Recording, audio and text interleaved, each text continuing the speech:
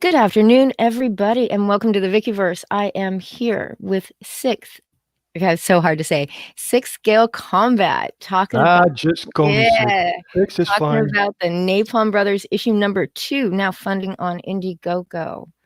Hey, how you doing, hun? Yeah, hey, thanks for having me on. I'm not really Mr. Popularity lately, so I was really pleased that I sort of invited myself over Yeah, to you're talk welcome about the book. anytime, anytime. And regarding the name, just call me Six. And I'm sort of trying to drop the skill combat because it seems to confuse some people. All So right, the new label on the comics is Sixth Cipher Comics. And yeah, that's sort of what I'm running with now, but six for short. So forget 6. about the combat. All right. It's the "th" at the end that my tongue was really kind of tripping over. I can imagine. I can imagine. Yeah. So, all right. So we have your new book, Napalm Brothers issue 2, which started funding a little over a week ago, Yeah, I something would like say. that. Yeah, yeah, Yeah. yeah, yeah. And it's you've got a $500 flexible goal and you are at 323 Yeah, right let now. me check. Well, yeah, exactly. I'm We're at looking right at it. 64% of a very modest goal, $500. It's a similar goal as what we started with campaign one. And yeah, I think we should be able to make that. And maybe even get some of these excellent stretch goal perks going on. That would be really awesome. So yeah, let's see what happens. I think uh, I guess some of the people who backed the first book were sort of disappointed that I had to leave Greystone Press. But regarding that, I really want to say I really appreciate everybody who backed the first campaign, and the first print of Napalm done by Greystone Press. For me, that's a special book, So I really really appreciate all the support that people gave for that book. That said, maybe some people are a little bit upset that we did a reprint.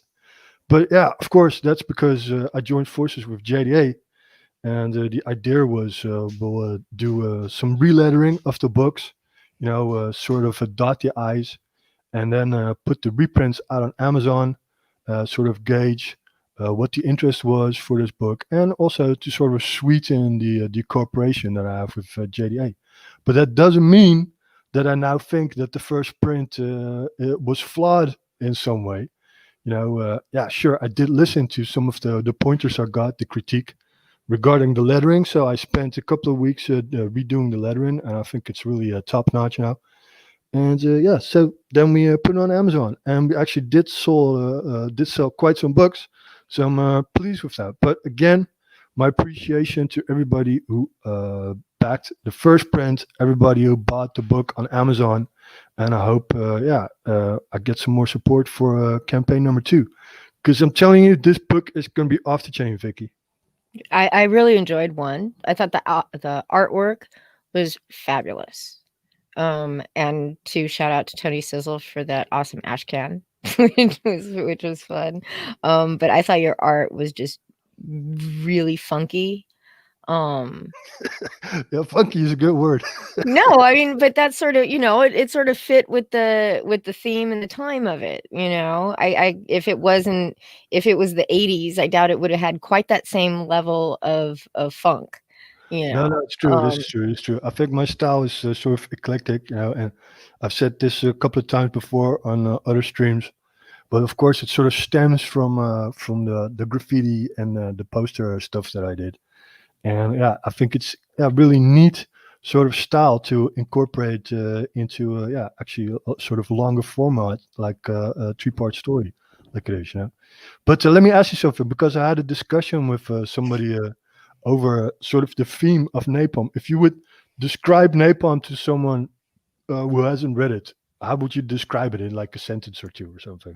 Oh, my elevator pitch of your book? I would say, it's a funky, fun brother story. Yeah, that's good. Yeah, that's good. Actually, that's really sort of spot on because I think one of the sort of the main threads in the entire story, and especially in the first book, is loyalty. So it's sort of loyalty, like you said, brotherhood, that's combined with vengeance. So if I would myself would describe it, it would be a grindhouse sort of A team filled with pot, testosterone, and boobs. Yes, That's sort of the consensus I came to. You and know? there is nothing wrong with pot, testosterone, and boobs. And Yeah. of course, it goes beyond that. I do sort of softly touch on, political background and this and that, but Mhm. I don't want it to make sort of like a finger waving book. I don't want to preach to anyone. Sure, it's subjective because I'm the writer, and sort of my political views do reflect in the characters. But I think that's sort of an underlighted aspect or underlighted perspective of what went down in that era. Yeah, it wasn't like in issue 1, it wasn't some sorta in your face kind of thing. So that it just fit with, I don't know, sort of it was kind of just like this distant look back at that part of it instead of it being in your face and, um, Well, I think you smacking can't you really upside tell the a head. story. You can't really tell a story set in that era without addressing some of that stuff.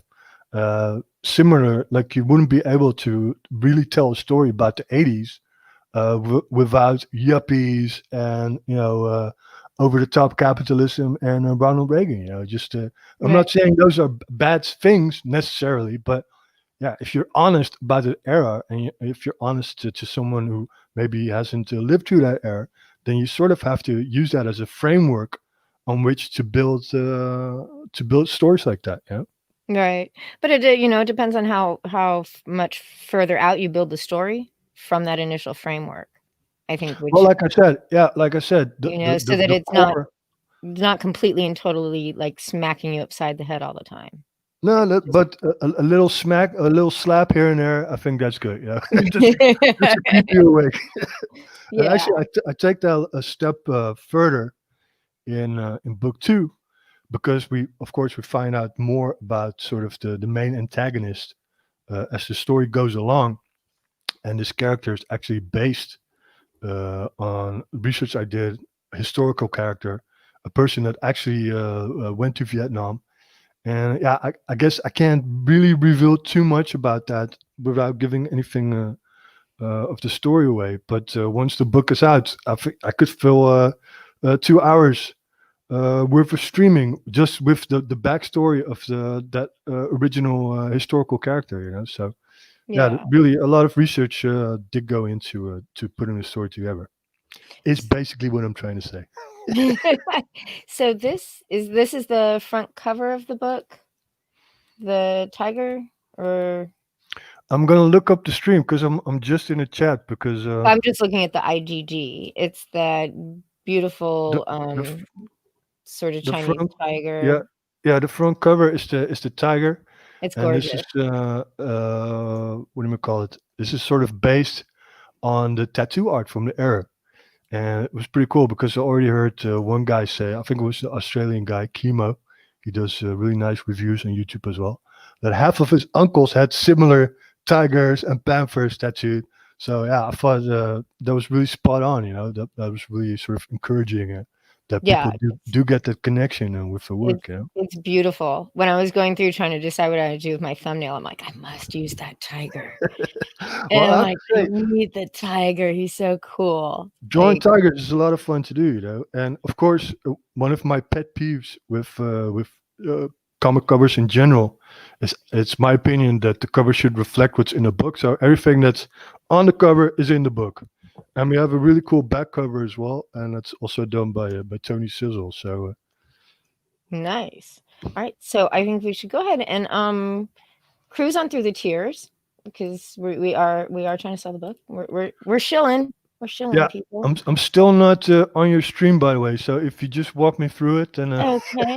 oh wait, No. I yeah, mean, yeah, literally, I have to it's see it. just Yeah, we're just looking at the Indiegogo. So yeah. we've got, the physical issue of number 2, which thankfully is at the top. I hate digging through the ones I'm Yeah, looking for.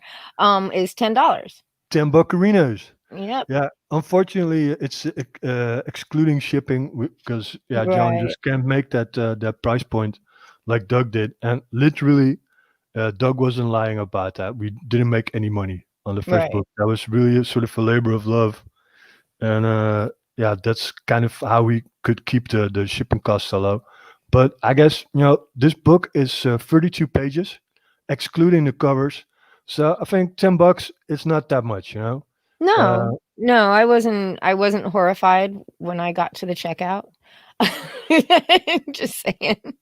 and I I really was appreciate you backing the Yeah. book, by the way. Thank you very much. Oh, of course. I got 1, I got 2, and I'll get 3. Um, and so as long as 3 shows up, I'll be there too. Well, yeah, that it all kind of depends on how this campaign does. You know what I mean? Because Yeah. yeah, this is sort of the litmus test of how interested people are in these characters, and of course, unfortunately, also on how willing they are to sort of step over the community tribalism that's going on a little bit. You know, Mm, because I think that yeah. is a problem. You know. I I would definitely agree. And then we've got, um, both of them digital, separately and together, which is great. Digital's always good as far as I can see. It's Yeah, sort of some people they sort of don't like the PDS, but yeah, especially if in places like Australia and New Zealand and that sort of stuff where shipping is maybe $40. Yeah, yeah. it's almost not worth it. Unless you're like a really big fan of the work and you want a physical copy. But Mhm. yeah, PDF is a really good alternative, so I'm all for that. You know, and Are you doing is the campaign doing international or just domestic? no, it is in fact international, and we've already had some international backers, so Oh, that's really nice. excellent. Yeah, that's really Very cool. cool. And that's Yeah. another thing, the people that really got in on this campaign early, some of them they DM me and they're just really into the story, and that's really motivating because I'm also really into the story. It's like my little sandbox. I really like drawing the stuff. I like writing it. So yeah, it's really good to hear that the characters sort of resonate. You know what I mean? Mhm. Yeah. You also offer both physical issues, separately and together in a bundle, which is great. And a poster. Is the poster the cover art or is the No, the poster poster actually, yeah, I sort of made a poster pack, and the first poster that is the original poster that went out to the early subscribers of the first campaign. So that Mhm. was the Angel Brown cover, the Oh, graveyard yeah. scene with the logo. Mhm. That's in the poster pack, but there's also a new poster, and that's the Outlaw DB Cooper, which is in fact also the title of the last book of this arc. So yeah, it's kind of hinting to that sort of a Western themed cover. I hope to really update the page, so we'll Mhm. have both the posters and the campaign exclusive T-shirt on there because Tony Sizzle, he did a really excellent design. Well, actually, we sort of collaborated on a T-shirt design, and it's Bongo No Surf, which sort of hints to the Apocalypse Now slogan of Charlie Don't Surf. Uh-huh. Yeah, Yeah, maybe later you can put that up I on the will. screen because I'll it's pull really a that up nice. in a minute as soon as we get through the Yeah, IGG. And I must say, I love the interior art that you're showing here. This is really I'm assuming this is the interior art. This is pretty yeah, it's interior pretty art, freaking and actually awesome. these pages, yeah, it's kind of hard to sort of showcase pages, finish pages, and not give away a lot of the story. But the way I show these pages is these are all sequences. So, for instance, the first sequence with the explosion, Mhm. that's a sequence of 4 pages. And then the next sequence that is of the flashback, I think. Or no, the first one was of the flashback. That's also 4 or 5 pages. And then the last one with Angel Brown and the roller skate kung fu kick. That's also a sequence of a couple of pages. So as I you can love see, I love that page. I gotta say, um, and it's not just the titties, but I they do help. Yes. yeah, they are definitely, prominent, but I love that she's wearing the roller skates and has the nunchucks, and I mean, it's just fabulous. Well, There's a lot of humor in that I that had I to do really the roller skate thing. I mean, nothing's more 70s than roller skating in my mind, and then you have the yeah. socks, and the shorts. Yeah, that sort of stuff is really fun to do. Of course, within black exploitation, you have this whole substream of sort of kung fu related stuff. So Mhm. yeah, there's really a pretty big kung fu presence in this book as well, and that's sort of a wink at those black exploitation films. Yeah. Yeah, I love those films. I But know, yeah, I the boobies, probably it's shouldn't be getting out of admitting hand. it, but the boobs are great, and so we've got, um, the issue 2 with the poster, which you'll be getting up on the page, issue 2 in the T-shirt and poster, and then a sketch Yeah, with sketch issue for me. 2, I hope some people original art. actually get that, because it's not just going to be like a little doodle.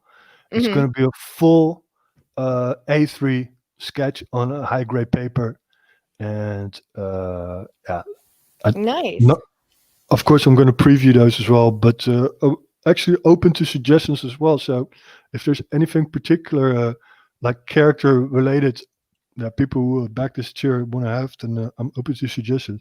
I'm not going to do like Venoms and Carnages and all that stuff, and and Captain Americas, but I will do anything related to Napalm Brothers and my characters. Very cool. And I do have ta-da! That's it. Yeah, that's a T-shirt. Yeah, Bongo no surf. which is just really freaking cool. Well, I think yeah, it's sort of okay. Okay, so it's like the monkey, the gorilla Bongo. He's Mhm, wearing an aircraft hat, and the thing I like about Scissor's work, it's really flowing because in sort of our brainstorm session, I said we gotta have a wave, we gotta have these bikini babes, and I don't know if you can see it on the screen, but there's a wave sort of in the background, and mhm. it's like the babes, sure you see all the curves, but they're also sort of getting washed away. So it's almost like Bongo stole their surfboard, took a bite out of it, and I think it's really hilarious. And Yeah, the font, the lettering I used, it's sort of a throwback to one of my favorite artists, and that's Rick Griffith. And he mhm. was a sort of psychedelic poster artist, surfer of Yeah, the area, also did cartoons.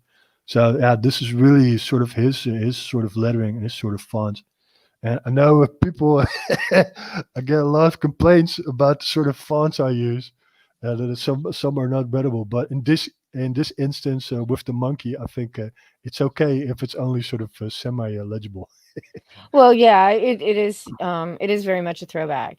When I was, when I was a teenager, and we used to go into San Francisco and go up to the Haight, and you'd go to all the old, record stores and stuff like that Yeah, up I in the think he was Haight, from there San actually. That was Francisco. his scene, the Yeah, whole the Haight Ashbury, and mhm. Yeah, I you'd forget see sort of the group of. He was part of a group of 5 or 6 artists that did all the psychedelic posters in that era, and yeah. he was copied, and sort of that whole style. The whole world started using that style, but it sort of stemmed from the San Francisco area, so that's cool. Yeah, it was still pretty, Excuse me. prevalent up there. It was even, even during the '80s, the hate was still very hippie. Yeah. And so a lot of, like, especially the used record stores and things like that were just covered in all of that kinda art. Well, Yeah. it's funny because of course, in building this world, this napalm world, sort of the places I based their location on was actually San Francisco and Oakland. So the Mhm. boys, they live in Oakland. I call it Oak View, and then San Francisco, San Fernando. But yeah, that's sort of the inspiration of the area where they kind of hang out. You know what I mean? So sort of Yeah. Northern California with trips to Southern California. So yeah, that's the setting.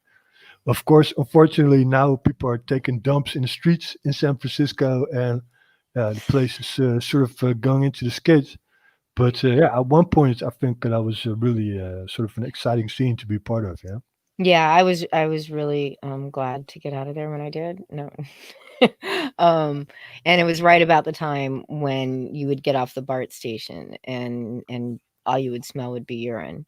Well, that's the thing Unfortunately, because and then it's just kind of gotten worse since the early 90s. it's not to get Yeah. too political because I know your channel is not about that, but yeah, Oh, it's the entirety of California and it's complete mismanagement, you know. And yeah. I think that the people with some sense, yeah, they're all leaving, you know, they're all going to different places. I mean, Joe Rogan, he just left for Texas, I think, and a lot of people are just going. I hope they don't take, you know, that sort of politics with them. That sort of caused California Oh, they to always slide do. down the hill. But yeah, Yeah. and it's weird because you know, of course, you know that Ronald Reagan, the famous conservative, he was actually uh, the governor of California, wasn't he? Mhm. Yeah, Back in the so it wasn't. 60s. Yeah, it wasn't Yeah. always like that. Yeah, Yeah, back in the I wanna say the late '60s, he was governor of California, late '60s, early '70s. And, back when the during the hippie era, they had the Republican governor. yeah. So, that Hey, was but kinda talking about politics, just on a sidetrack, did you watch the MMA Joe Biden versus Donald Trump yesterday? oh god, it was glorious. It was one, it was the first time I'd been looking forward to watching a debate in a long time, and it was the exact shit show I knew it was gonna be. It was the most amazing thing to watch and to listen to, not just because there was so little substance, but Well, just no, Donald, he wasn't allowed to really get into the nitty-gritty of no the point he yeah, was trying to make, you know what I mean? yeah. And, you know, a lot of people critiquing, saying that he was too harsh. But listen, the Democratic Party is guilty of elderly abuse just by putting Just Humbling Joe on the spot like that, you know what I mean? And I'm sure they sort of pumped him full of speed or whatever, or sort of upward just to keep him upright because he was surprisingly coherent, you know what I mean? But, Yeah, I mean, what a shit show, you know? it was, and it was great. It was great. As far as I'm concerned, it was great entertainment, just not good political theater. Let's put it that way. No, I think, you know, Yeah. if I hope people, you know, can see past sort of the lack of substance and really appreciate the fact that, yeah, you know, Donald Trump, he's the underdog in all of these media settings, in these debates. I now also heard they trying to change the rules with these debates that the moderator will actually be able to cut off the microphone of a speaker.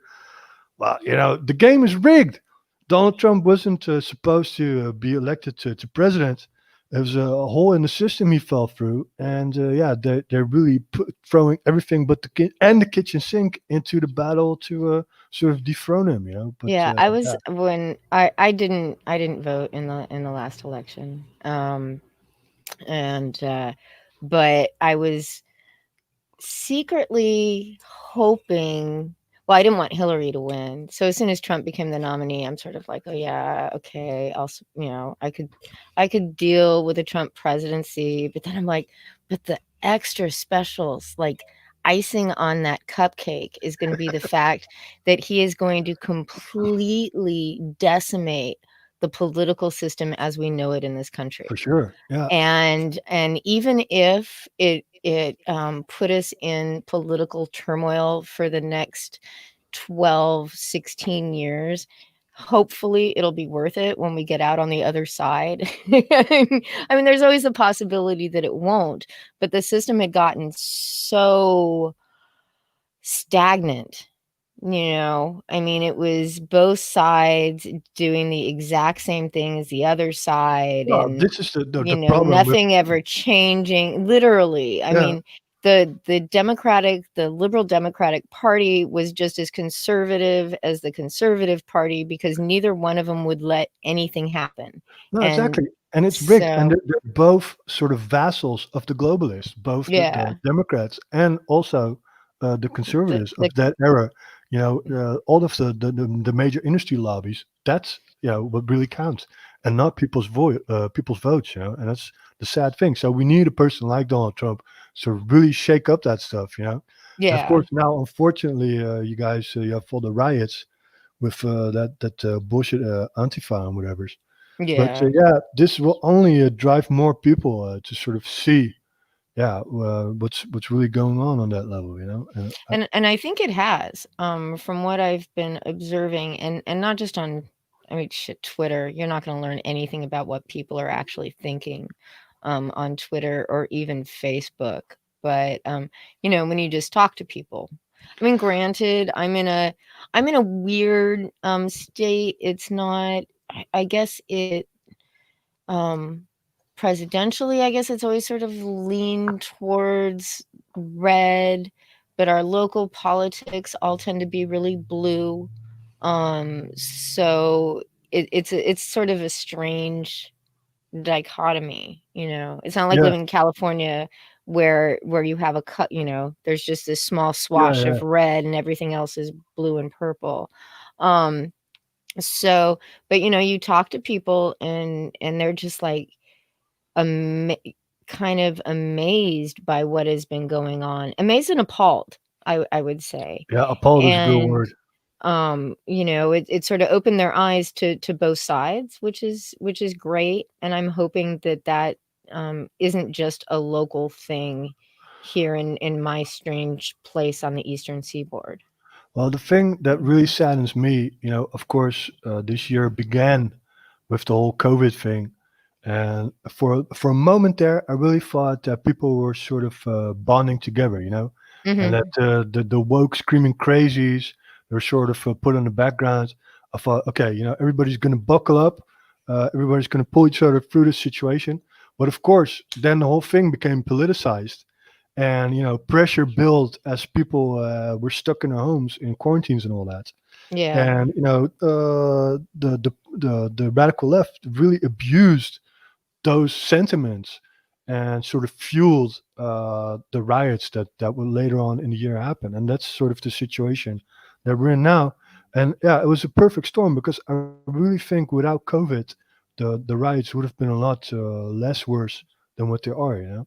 Yeah. Yeah, it's really unfortunate. I really hope that a return to normalcy will happen, and that will people realize that sure you can have a protest, but burning down local businesses and going to people's homes and you know sort of harassing them there, which is the original Antifa tactic, because in other places in the world they've been doing that for years.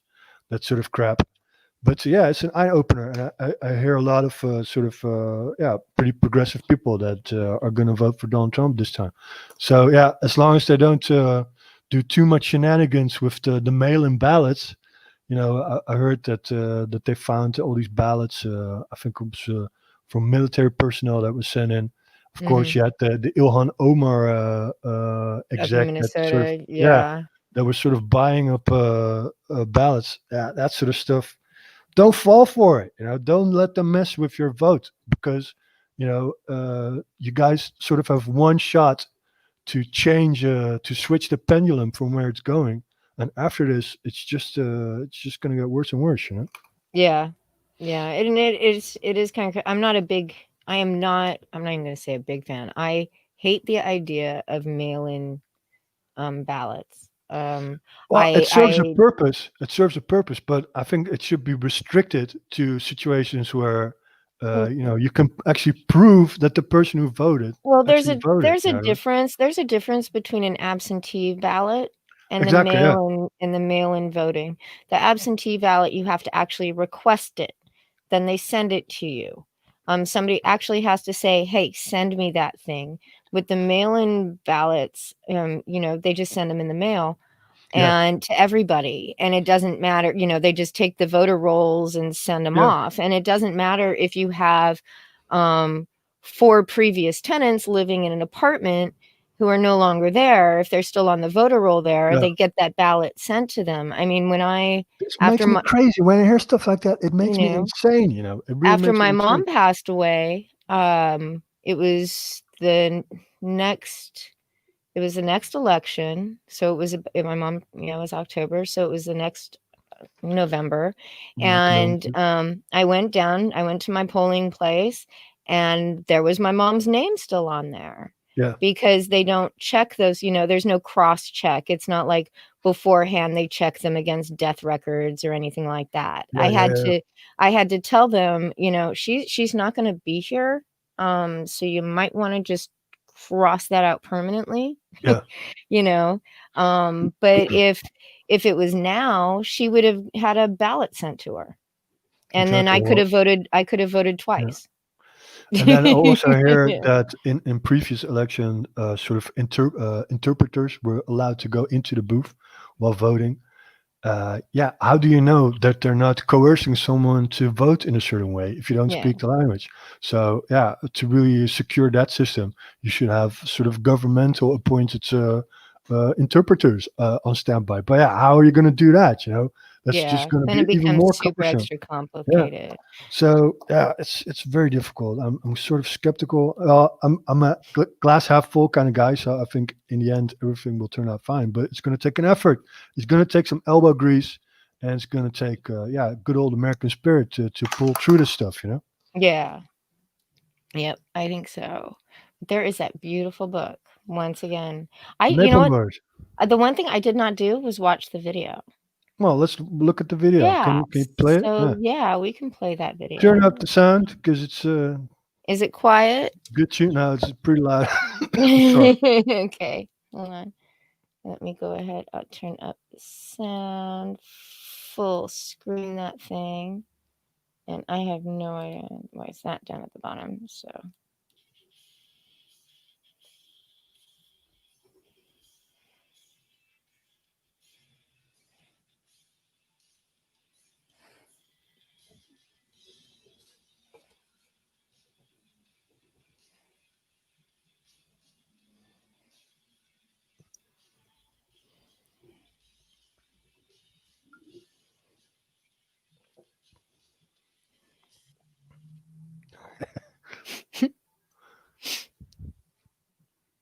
Yeah, I'm sort of with that last bit. I'm trying to get ahead of the merchandising, because of course I sort of started my channel doing a custom six skill work, uh-huh. military history. So I thought it would be nice if I made a couple of those six skill figures for the characters. And actually, I'm looking into a guy who does 3D printing to reproduce the sculpts I made for that. Oh, And yeah, who cool. knows? Maybe for next campaign we can have a couple of 1/6 skill sculpts, and people can make their own figures. That would be cool. That would be pretty awesome. That would be pretty So awesome to yeah, see. and Like little green army men. well, actually, they're pretty big because 6 skill is pretty big. Yeah, but I But was I was just, that was just like the idea that sort of came to the head. Yeah, and when you're I have to tell you one more thing regarding the stretch goals, because I was promised I was going to shout out a fellow creator. Because can you go to the bottom of the stretch goals that are on the page? Because I forgot which amount. Let's see. Oh yeah, at $2,500, we're gonna add some big, super glossy disco stickers, and these are designed by a Good Job Rob. And this guy, he's like a freestyle artist. You know what I mean? He can just freestyle whole pages, full with all these really spacey aliens, and it's just really it fits in with sort of the theme of the Napalm Brothers. I think yeah, he does like sort of comics, graphic design, stickers, and all that. Um, yeah, good job, Rob. There he is. Yep, there And he you is. guys have to check out his Twitter page because he's an amazing artist. I'm a big fan of his work. Just taking out a couple of sharpies and some fine liners, and yeah, like I said, fill up pages of work. And I think that's really cool. And we need to support the original creatives. And I really hope that people check out his page. So What's his Twitter stickers, handle? yeah. Oh, cool. So disco stickers are done by a Good Job Rob, and it's really awesome. I'm really stoked about that. And So is yeah, I've got a lot of goodwill with fellow indie creators. Guys that are really into what they're doing, and not so much into creating clout for themselves and creating sort of cliques. I actually resonate and sort of interact with these guys that are really doing their own thing. Tony Sizzle, he's doing his own thing. Good job, Rob. JDA, he's the original sort of CG guy in my book. started it with Captain Cummings, Mhm. and yeah, these are just all really awesome guys to work with. And of course, again, politically, we might not always agree or be on the same line, but we have enough respect for each other's work to sort of make a go of this, And yeah, I really hope that people back the second campaign because, like I said, 32 pages of really awesome content. I'm not gonna probably sell the second issues on Amazon. So these Oh. floppies of book two and book three, they're just gonna be what they are. After I do a project with JDA, story is written, we might bundle all three stories in a hardcover and sell that on Amazon. But these floppies of book two and book three, they're going to be what they are. So if you don't jump in on these books, you're going to miss half of the story. And Oh. of course, we need to fund. I mean, we're what now at $323. That's 64% of the $500. I mean, we got to make it, man. We gotta really that $500 goal. We have to cross that. Otherwise, Yeah. I'll be deeply, deeply, yeah, Well, I'll be saddened. disappointed and saddened because look at that gorgeous cover. I just can't get over it. It's beautiful. It really is. I think it Yeah, is and I'm not just gonna do any beautiful. crazy stuff like Tenaple shave my head in American flag. But yeah, if we reach the goal, I might get really drunk. So That's that's cool. good too. Getting drunk is always an excellent option. And seriously, we should have done it today in the middle of the afternoon, just Sorry, I just for don't shits have and COVID giggles. with the coughing, but sure. I had a I had a cold a few weeks ago and people were just looking at me and I'm like, honest to God, it's just a Yeah, it's getting sketchy, cold. man. It's getting sketchy, and that's actually another thing I sort of want to address. Also, because I've been getting some flack for doing the Corona Kings project. And listen, as some of you may know, my wife was sick at the time. She actually had COVID. She's now in sort of how do you call it, recuperation program. She hasn't Mhm. worked since March. And yeah, for me, it was sort of a distraction. And I thought it would be really cool to get some artists involved to do that zine just for people who are stuck at home, and sort of Mhm. so they have something to read. And that was it. It wasn't sort of this big power move by me to get these people together. I just really wanted to do some cool story. And I did a 4-pager, and I'm actually really proud of the story that I did. You know what I mean? And so, yeah, people can think of COVID what they want. You can laugh it off. Maybe people who are in sort of more rural areas, they haven't been confronted with the severity of how this illness can develop. But especially in the more urban areas, yeah, people were hit pretty hard, and people did die and people did get sick. So I'm not going to apologize for doing that project, and it Yeah. was really meant sort of as a morale boost, and that's all that it was. So yeah, that's And what I have to say about that's that. still up on Comics Underground, Still up right? on Doug's thing. Yeah, he hasn't taken it down, so you can still check that out. Yeah, I'll have to drop that in the description. I want to say it's Comics Underground with an And I X. really appreciated all of the guys that sort of got involved with that because they took out time out of their schedules to sort of do that project. A lot of them were actually working on books. So yeah, that was a huge thing for me, And then sort of when that imploded after I had to quit the GP, I didn't stay in touch with that. But that doesn't mean I don't appreciate the people that voluntarily got involved with that. So let's Yeah. let it And be on record. there's all sorts of good stuff available free to read over there too.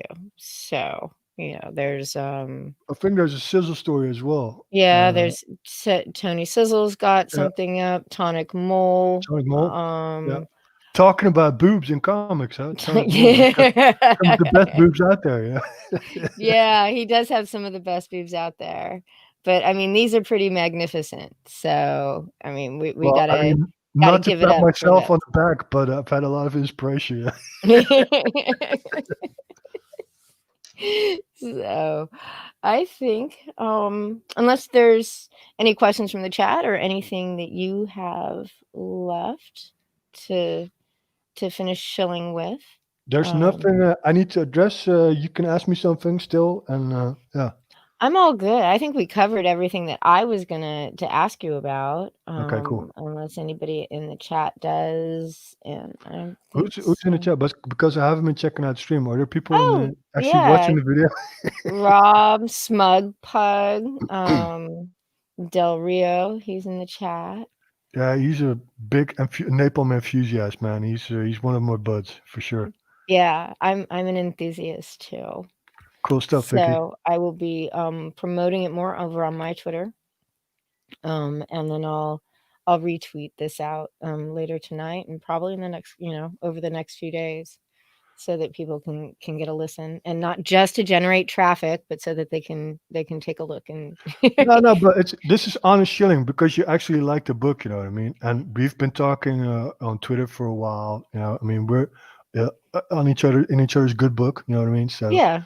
I think it's okay. You know, and yeah, like I said, I really do appreciate you having me on. Also appreciate everybody who's watched this vid. I hope more people back the campaign, and that's it. Yeah, go back. Napalm Brothers issue number 2 on Indiegogo. Link is in the description for that, for the Amazon for book 1, which is available in hardcover print on demand and on Kindle. And also Six's Twitter is down there, so you can follow him and see what's going on with the campaign as things move along. Yeah, and my spurging mostly. Yeah, Spurg. We're all allowed to Spurg on Twitter. You know, heck, isn't that what Twitter is for? Yeah, That's yeah, that's like the salt of the earth on Twitter. You know, it's based on Butthurt and crass commentary. Yes, indeed. So everybody have a great afternoon, morning, evening, wherever you are, and go back Napalm Brothers issue number 2. And thanks for so much for joining us. Thanks, guys.